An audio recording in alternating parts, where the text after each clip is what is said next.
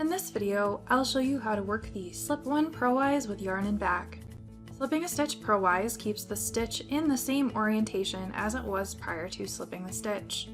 Take your working yarn and move it between the needles to the back of the work if it isn't there already.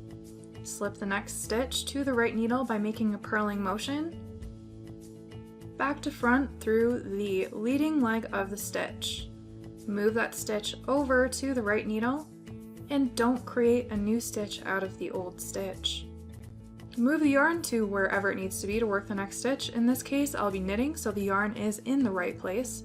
If the next stitch were a purl stitch, I would move the yarn to the front of the work. Let me show you that twice more. Take your working yarn and move it to the back of the work if it's not there already.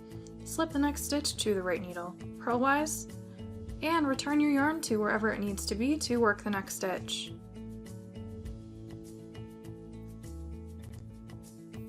Let me show you that once more. Take your working yarn and move it to the back of the work if it's not already there. Slip the next stitch to the right needle purlwise and return your yarn to wherever it needs to be to work the next stitch.